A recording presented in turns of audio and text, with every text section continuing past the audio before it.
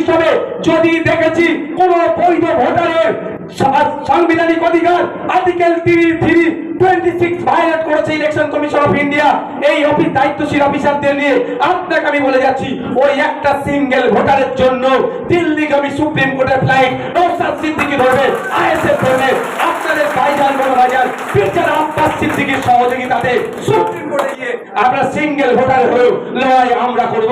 ওই সিঙ্গেল বৈধ ভোটারকেও অবৈধ ভোটার ঘোষণা করেছে, তাকে আইনের মাধ্যমে বৈধ ভোটার করে ভোটার লিস্টে যতক্ষণ না নাম তুলতে পারছি এই লড়াই থেকে আইএসএফ পিছপা হবে না। এটা গ্রামের মানুষকে বলবো, এটা মাথায় রাখতে হবে, শপথ নিতে হবে, কোন বৈধ ভোটারের নাম বাদ দিতে আমরা দেব না, লড়াই করব।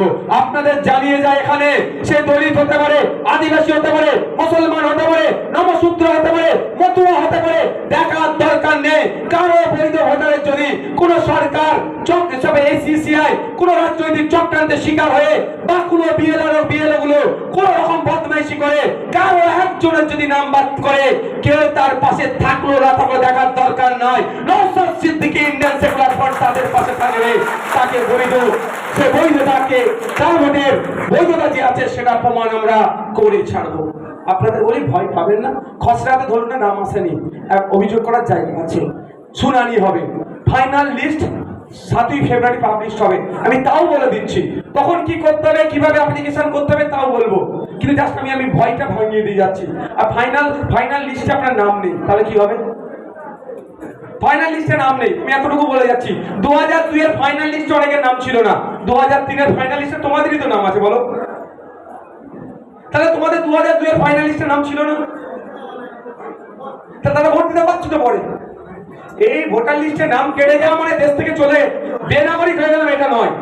আমরা ধৈর্য ধরবো, আপনারা কাগজ জমা করেছেন, সাপোর্টিং পেপার আছে, সেই পেপার নিয়ে কি করবো আমরা, যে ফাইনাল লিস্ট 7ই ফেব্রুয়ারি জমা হবে সেই পাবলিশ হবে যদি দেখেছি কোন বৈধ ভোটারের সাংবিধানিক অধিকার আর্টিকেল 26 ভায়োলেট করেছে ইলেকশন কমিশন অফ ইন্ডিয়া, এই অফিস দায়িত্বশীল অফিসারদের নিয়ে আপনাকে আমি বলে যাচ্ছি, ওই একটা সিঙ্গেল ভোটারের জন্য দিল্লিগামী সুপ্রিম কোর্টের ফ্লাইট নওশাদ সিদ্দিকী ধরবে, আইএসএফ ধরবে, আপনাদের ভাইজান বড়ভাইজান পিরজাদ আব্বাস সিদ্দিকীর সহযোগিতাতে সুপ্রিম কোর্টে গিয়ে আমরা সিঙ্গেল ভোটার হয়েও লড়াই আমরা করব। ওই সিঙ্গেল বৈধ ভোটারকেও অবৈধ ভোটার ঘোষণা করেছে, তাকে আইনের মাধ্যমে বৈধ ভোটার করে ভোটার লিস্টে যতক্ষণ না নাম তুলতে পারছি এই লড়াই থেকে আইএসএফ পিছপা হবে না। এটা গ্রামের মানুষকে বলবো, ঠিক আছে? আবার বুঝছেন? বলছি যাদের আধার ছাড়া ওই সাপোর্টিং 10টা ডকুমেন্টস নেই তাদের ক্ষেত্রে কি হবে? কেন পাবেন না?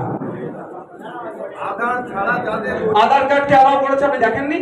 অ্যালাউ করেছে, তাহলে আধার কার্ড ছাড়া যাদের অন্য কোনো ডকুমেন্ট নেই সেক্ষেত্রে আধার 11টির মধ্যে একটি চেয়েছো তো 11টাই তো চাইলে, আধার কার্ডটা তো সার্টিফিকেট হিসেবে নিচ্ছে। হ্যাঁ আধার কার্ডটা নিশ্চিতভাবে আপনার শুনানি হবে, আপনাকে ডাকবে, হিয়ারিং হবে তো আপনার, আর তখনই তো এবার আপনার হিয়ারিং হয়েছে, আপনি অত ভাবতে যান না বাবু আমার। কেন বলছি বলুন তো, যখন হিয়ারিং এর পার্ট আসবে 2 মাস এখন পরে, 1 মাস পরে, তখন আমরা সেটা আপনাকে ফর্মুলা বলবো। আপনার হিয়ারিং হবে, আপনাকে একা কেন যেতে দেবো? আপনি আমার ভালোবাসার মানুষ হন আর নাই হন, আপনি আমাদের সাথে যোগাযোগ করবেন, বোঝানোর জন্য বলছি। যে কোনো মানুষ আমাদের সাথে যোগাযোগ করবে, প্রয়োজনে আমরা অ্যাডভোকেট দিয়ে তাকে হিয়ারিং এর জায়গায় পাঠাবো। মাথায় থাকবে? হ্যাঁ, আমাদের তো নেতারা থাকবেই, আমাদের এক্সপার্টরা থাকবে, প্রয়োজনে অ্যাডভোকেট দেবো। আপনার ডায়মন্ড হারবার কোর্ট কোথায় কোর্ট আছে তোমাদের? ডায়মন্ড হারবার কোর্ট আর কাকদ্বীপ কোর্ট বলুন আর হাইকোর্ট বলুন, এক উকিল আপনার পাশে থাকবে প্রয়োজনে, ঠিক আছে?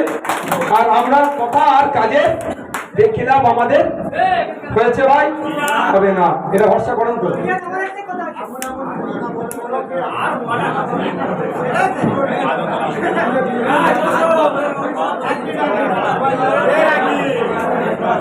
ভাই পেছন দিক থেকে যারা আছেন, আজকের প্রোগ্রাম এখানেই সমাপ্ত হয়েছে, আপনি আস্তে আস্তে বার করুন, বলো।